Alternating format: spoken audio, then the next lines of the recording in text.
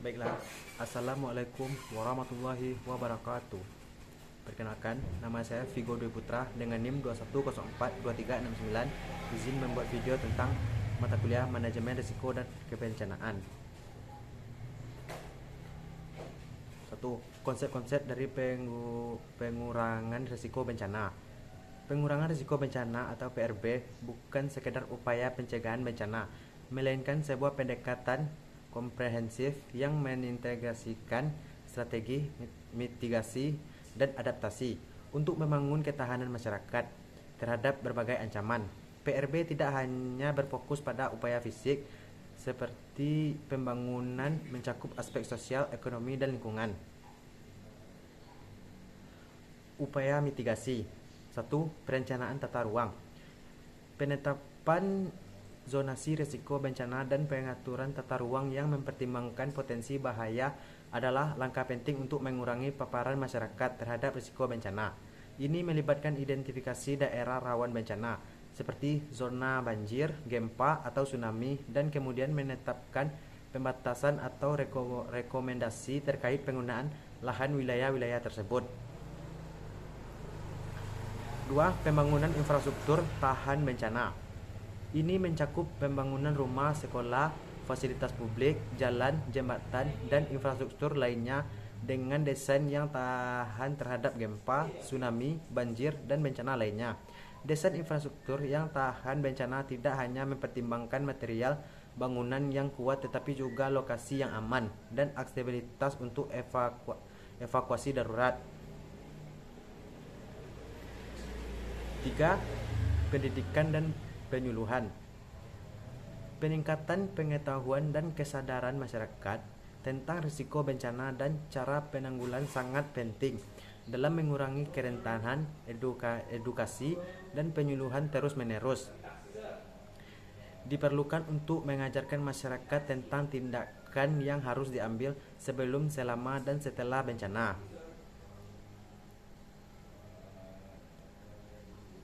3. Penguatan kapasitas kelembagaan. Membangun dan memperkuat kapasitas kelembagaan di berbagai tingkatan penting untuk memastikan koordinasi dan respon yang efektif dalam menghadapi bencana. Ini termasuk pelatihan petugas darurat, pengembangan rencana tanggap darurat, dan pendirian mekanisme koordinasi antar lembaga terkait bencana. Yang kedua, upaya adaptasi. 1. Pengembangan sistem peringatan diri. Pembangunan sistem peringatan diri yang efektif merupakan langkah kunci dalam mengurangi risiko bencana. Sistem ini menyediakan informasi waktu nyata tentang ancaman bencana, memungkinkan masyarakat untuk mengambil tindakan pencegahan atau evakuasi tepat waktu. 2. Sistem peringatan dini. Diversifikasikan ekonomi. Diversifikasikan mata pencarian dan pengembangan ekonomi yang tangguh terhadap bencana membantu masyarakat untuk pulih dengan lebih cepat setelah bencana terjadi. Mendorong sektor ekonomi yang tidak terlalu rentan terhadap gangguan akibat bencana serta membangun cadangan ekonomi dan sistem keuangan yang stabil. Pengolahan risiko bencana berbasis komunitas melibatkan masyarakat secara aktif dalam pengambilan keputusan dan pelaksanaan program. PRB meningkatkan kesiapsiagaan dan pemahaman tentang risiko bencana. Program ini mendorong partisipasi aktif masyarakat dalam identifikasi risiko, perencanaan mitigasi, dan respon darurat sehingga memperkuat rasa kepemilikan dan kemandirian komunitas dalam menghadapi bencana. Penelitian dan pengembangan. Penelitian dan pengembangan teknologi baru serta metodologi untuk meningkatkan pemahaman dan pengelolaan risiko bencana adalah penting dalam menghadapi tantangan bencana yang terus berkembang. Ini meliputi penelitian tentang prediksi bencana, pemodelan risiko, teknologi mitigasi inovatif, dan peningkatan infrastruktur adaptasi bencana. Perencanaan kontingensi.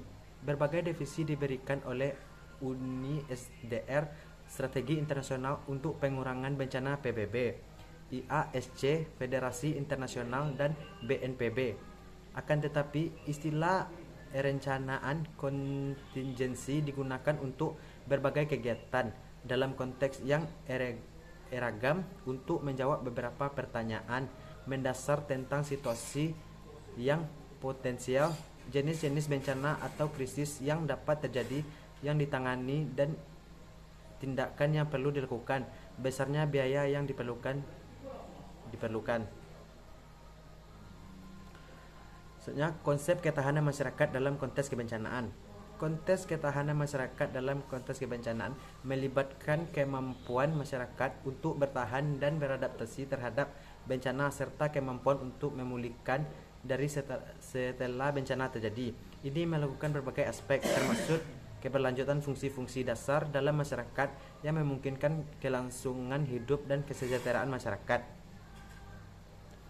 Baiklah, hanya itu yang dapat saya sampaikan. Jika ada kata yang salah, saya mohon maaf. Saya akhiri dengan Assalamualaikum warahmatullahi wabarakatuh.